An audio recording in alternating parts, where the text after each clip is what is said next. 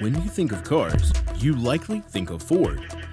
The company is now one of the biggest automobile manufacturers on the planet and has an incredible net worth of $46 billion. The story of the young boy who created this incredible company is almost unbelievable. But Henry Ford really did leave his father's farm to move to Detroit and found his love for cars, which would eventually change the automobile industry forever. Born in Spring Wells Township, Wayne County, Michigan, on July 30th, 1863, Henry Ford was just an average boy born to an Irish immigrant father who traveled across the Atlantic for a better life for himself and his family. Henry's father, William, was a farmer, and as Henry was the oldest of 6 children, he had quite a few responsibilities on the farm, even from a very young age. Although he was a competent farmhand, it was quite clear that it wasn't his calling in life. He never wanted to follow in his father's footsteps, as he said he never had any particular love for the farm. His true passion was mechanics. In fact, by the time he was 12, most of his time was spent in a machine shop he made himself. In the shop, he would take apart, study, and put back together a watch his father had given him, as well as the watches of his friends. He got so good at it that he became a valued watch repairman for the surrounding neighborhoods. Henry didn't excel in school, and between working in his shop and on the farm, he decided to drop out of school after 8th grade to commit fully to his work. But that didn't mean that Henry didn't have a devotion to learning. He simply took it upon himself to learn about the subjects he was interested in, such as mechanics, with a hands-on approach. It's important to understand that during this time, in the 1870s, there weren't any cars yet. His love for mechanics grew when he saw his first train at 13 years old. And only 2 years later, at 15 years old, he impressively constructed his first steam engine. It wasn't until the 90s, after cars had been invented, that he found his true passion, the automobile. But before this could happen, he had to learn quite a bit more about engineering and mechanics. Luckily, Henry made his dream come true by moving to Detroit when he was 16. Some accounts of Henry's young life state that the main reason why he moved off the farm at such a young age was because of the sudden death of his mother. They were extremely close, and after her passing, it was simply too painful to be on the farm without her. However, others agree that it was really Henry's drive to learn engineering and mechanics that sent him as a young teenager to the big city. When he arrived in Detroit, Henry became a machinist apprentice at the James F. Flower and Brothers shop, as well as the Detroit Dry Dock Company, almost immediately. Luckily for the young soon-to-be mechanic, Detroit's industrial market was booming and companies around the city needed all the workers they could get. At first, he was only an apprentice and made very little money.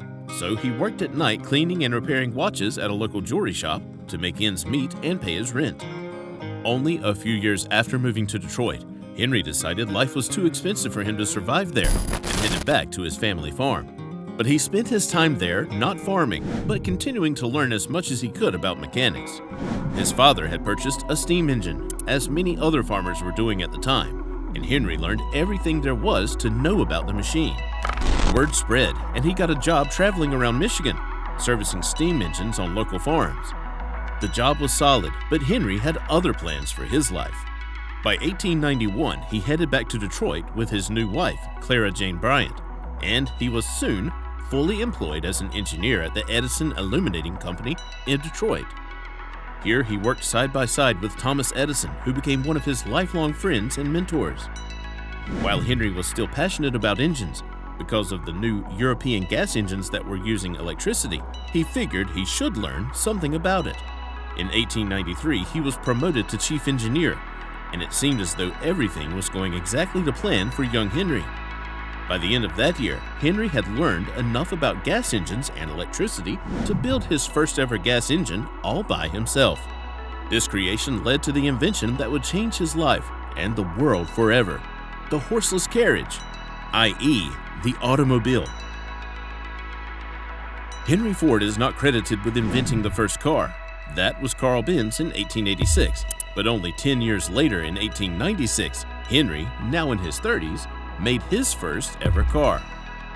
He called it the quadricycle, and it was really more of a motorized carriage than a car as we know it today. The quadricycle was exciting, but had quite a few flaws. For one, it couldn't reverse, and another was that it had no cooling system and often overheated. Henry was smart enough to add a cooling system as he tinkered with the vehicle to make it safer and able to drive for longer periods of time. But of course, he would need to do a lot more before it actually looked and drove like a car.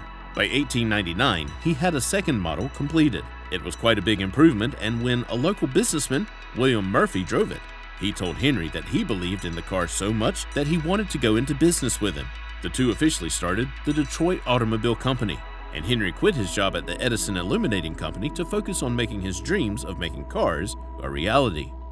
But sadly, only 18 months later, the Detroit Automobile Company filed for bankruptcy and dissolved. Henry had good ideas, but unfortunately, they were often different from those of the shareholders, which caused internal problems. But the real reason why the company failed was because it took so long to make the cars, as they were constantly waiting for the parts from other companies to arrive. Luckily, Henry was extremely determined and was nowhere near giving up.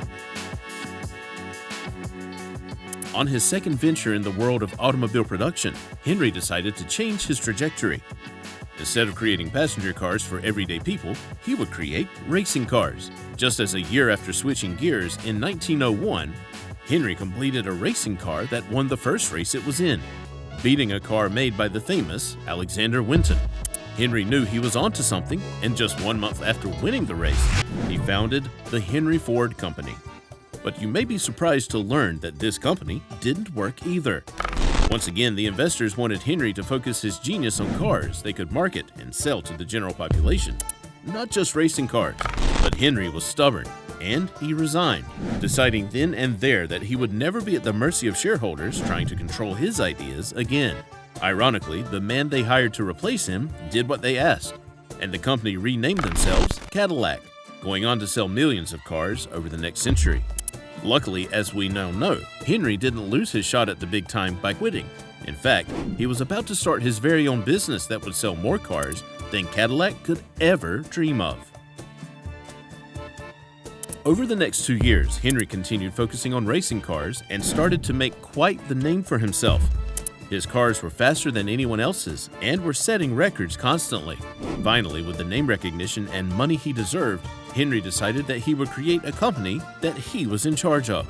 Of course, he did have investors, but when the Ford Motor Company began in 1903, Henry owned 25.5% and was both the president and the controlling owner. And it seemed that Henry was finally ready to give the people what they wanted, a passenger car. But one thing that Henry did differently from any other company in the market was that he wanted to make a car that would be affordable for the masses. Because at the time, cars were considered a luxury and were only purchased by the wealthy and elite. Although he wanted to create an affordable car, Henry didn't actually figure out how to do so until 1904. That year, he went to a slaughterhouse and saw that they used an assembly line. He was inspired. He thought that if he could get all of the parts needed for his cars locally and at one location and created an assembly line in his factory, he would be able to build cars much more quickly and therefore be able to sell them for less. The assembly line certainly worked, and the Ford Motor Company was producing cars 5 times faster than anyone else. The Model N car then became the best-selling car in the United States of America. By 1905, Henry decided to open his own manufacturing plant where he could have all the parts made for his cars and engines, once again speeding up production times and ensuring impeccable quality Ford was so proud of. Over the next several years, Henry went on to make the Model T, which was one of the most popular cars of all time. By then, Ford was the biggest car company in the country. Until his death in 1947, Henry Ford continued to dedicate his life to creating cars for the common man. His son, and later his grandson, were both presidents of this family-run business. Although today the Ford Motor Company is owned by shareholders, the Ford family still owns 2% and has 40% voting power. The company itself made Henry Ford one of the richest men on earth when he was alive, and is now worth almost $50 billion. Today, anywhere between 4 and 6 billion Ford automobiles are sold every year, making it one of the longest-running and most successful car manufacturing companies on the planet. And to think, it all started with a little boy on a farm in Michigan who learned to repair watches and build a steam engine after seeing just one train. Hungry for another fascinating business story? Click on the following video to hear the crazy story about the poor Japanese boy who invented Honda.